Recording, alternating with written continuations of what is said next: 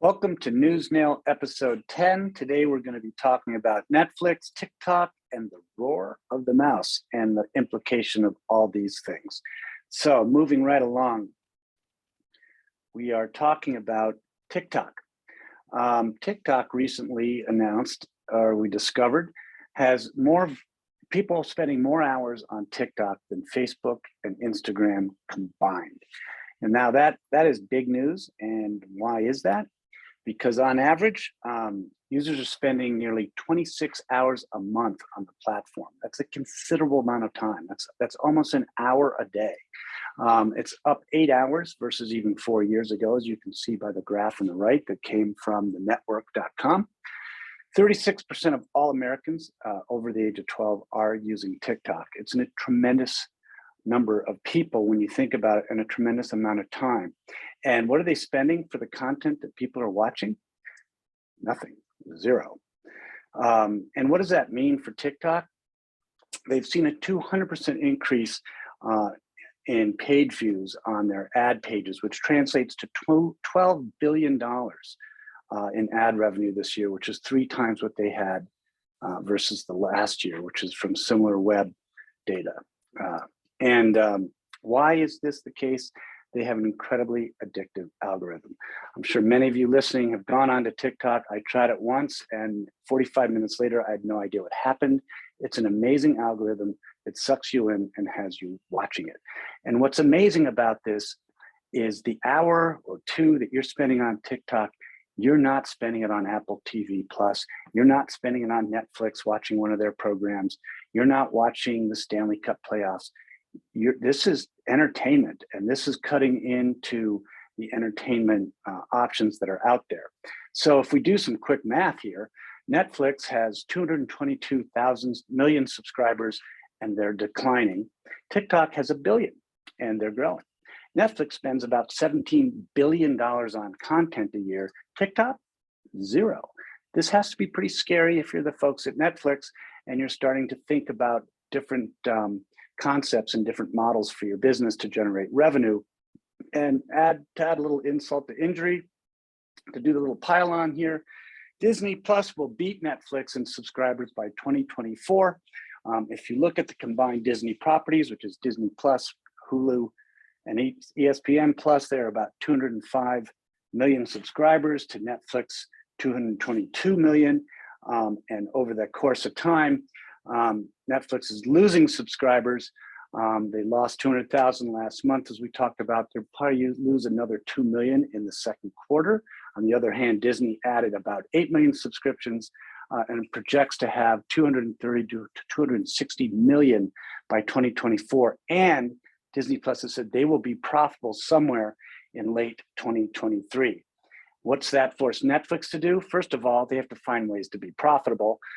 They are considering adding a subscription version, which will have ads in it, which I don't know if that's a great idea or not a good idea. It's definitely changes the perception of Netflix, which used to be this really cool tech delivered good content that I can watch ad-free, and now I'm going to have ads. So how's it any different than NBC or anything else that has ads in it? It's not unique, it's not different. And here's the other things that people tend to forget. It's not going to be all new revenue. A lot of times people forget this concept called cannibalization, which is your premium subscribers. Not all of them are going to stay. If you add a version that's cheaper, they're going to say, hey, I'm not going to pay a premium anymore. I'm going to go to the cheaper one. So your margin just got reduced because you're taking users that used to spend 15 bucks a month are going to now spend 10 bucks a month. So it may not be the smartest thing for them to do, and it definitely changes their positioning in the marketplace as if they didn't have enough things to worry about. So what's the point of all this? What's the nail point? The point of the nail? Get it? The nail point? All right. Anyway, is consumers are overwhelmed by quantity. We think we like lots of choices. And how many of you have turned on Netflix, or when we used to have cable, turned on cable, looked at 1,000 channels and said, there's nothing to watch. We really don't like quantity. We like quality. We actually like our experienced and our entertainment to be curated for us. It's kind of why cruise ships are successful. Not only do they provide disease, sickness, and get you thrown overboard and you can die on them, but in addition to that, they basically map out every day for you when you're on that cruise ship because you can't go anywhere else. And people find comfort in that. People find comfort in being told what to do, believe it or not. And that's why Disney is so popular. They have great programming, but they select, it's not just a whole boatload of stuff, excuse the pun, it is high quality stuff that that can be watched by all the generations. The era of unlimited spending for growth is coming to an end. These high-tech companies that were not generating profit showed no near-term profit, but said, we'll make it up in volume, we'll get some profit down the road. That's coming to an end because free money is coming to an end. Interest rates are going up, people are being more discerning. You know, it's a lot of fun and it's really easy to go out on the town with dad's credit card and spend to the bejesus, but those days are over. We are now looking at every dollar that's being spent and every dollar has to mean something. And so the model has to show that it works today, not on a promise for tomorrow. And getting to the end, as Billy Joel kind of said, he said goodbye to Hollywood, I think, but say hello to Hollywood. At the end of the day, hits sell. Really good content, really good movies and shows that make you obsessed to want to watch them. How many of you can't wait to see Top Gun on Friday the 27th? I even know the date because this is stuff that they have built up. It's high quality actors, high quality production. People will watch it. And you know, if you want a fresh take, you can watch TikTok, but the media day of reckoning is here. And people are looking for high quality stuff that you can become obsessed about. The smoke and mirrors of Netflix will be overcome by the TikToks of the world. So we watch and rewatch what is really good. And so who's going to win this next streaming battles? I think it's probably going to be Disney Plus. Again, they have the whole Marvel universe, the Star Wars universe. They've just got great quality programming that appeals to everyone in the household. Apple's invested significantly in the program that they show. That Slow Horses that's on right now, really good. Gary Oldman, unbelievable actor. HBO, they were the father of all this stuff, of really high quality programming. Remember Game of Thrones? Remember Game of Thrones, how awesome that was? Full frontal nudity plus swords going through people and blood and guts. I mean, that was a combination. It's tough to beat. It's accessible. Okay. And Amazon even investing in the MGM franchise and buying the Bond franchise. So these are things to look forward to. So moving on. Netflix still in the news. I don't know if you recall, but way back, I think it was like last summer, Dave Chappelle did a comedy show that was on Netflix.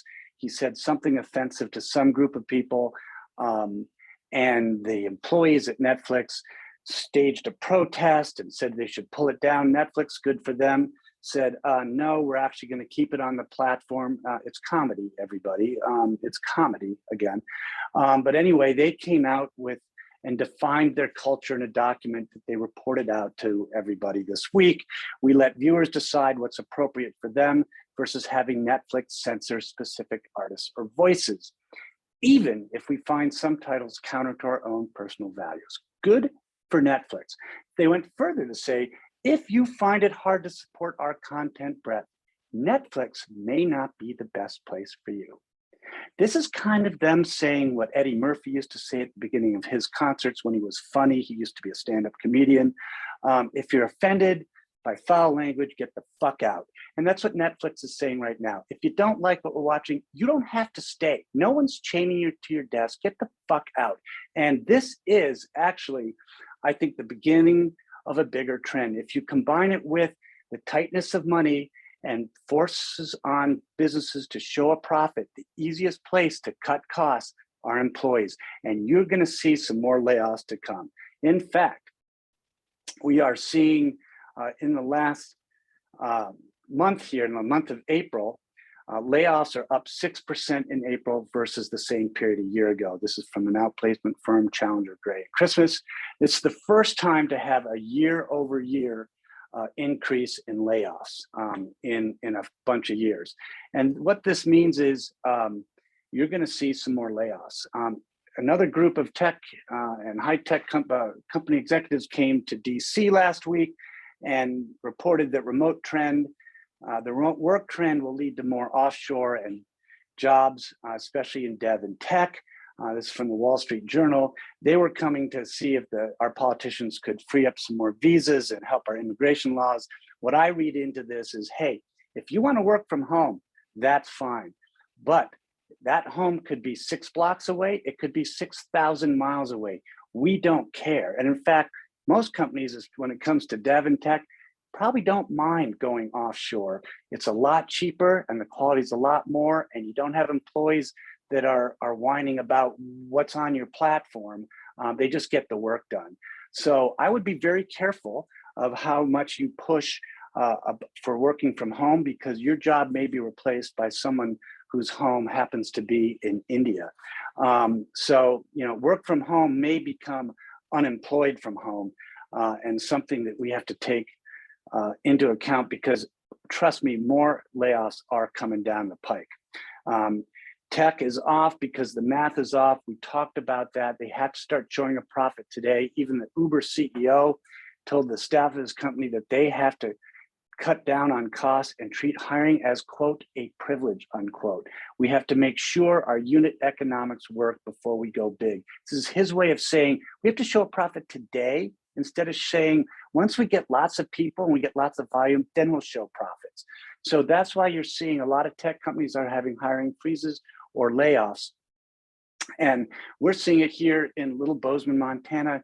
A lot of companies here are losing employees to companies in other states. Like in Texas, there's a company called Tackle.io that's paying 2 times the cost for folks who've been working 2+ years out of college, promising big salaries. And sure, it's easy to spend that money when you got a lot of someone else's money, because they want to see you spend it. The easiest place to spend it is in employees. And it's a lot easier to hire 20 people and you hope 6 or 7 work out and you just lay the 14 off. It doesn't hurt you. It's not very economical, but what's going to happen over time is they're going to have to focus down and just hire 6 to 7 to 8 of the right people instead of 20 of we hope people, and we'll just cut them when they don't work out. So be careful if you're in the job market of job offers that sound too good, because they probably are. They're probably pretty good for the first few months, but when times get tough, which they are right now, you're the first people to get cut. Trust me on that one. So in conclusion, what's my advice to grads, since we're in that kind of season, and up and comers, those who've been out of school and been working for the last 2 or 3 years? Find a way to get to the office. I know this sounds silly, especially to someone of my generation, that we actually have to say, find a way to get to the office. If it were me, I'd be in the office all day, all the time. FaceTime is real time. It's how you learn the culture. It's how you build relationships with the people that make the decisions.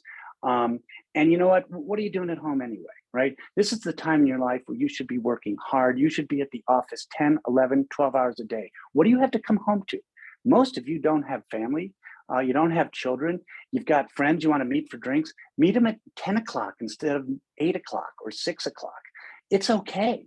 You don't need as much sleep. And you've got more free time, trust me, than you know what to do with. This is the time to work. And try working versus being woke.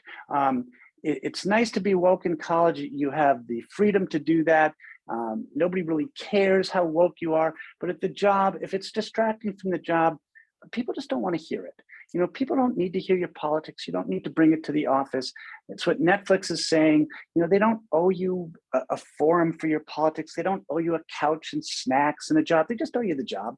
And if you're not woke, then you're focused on work.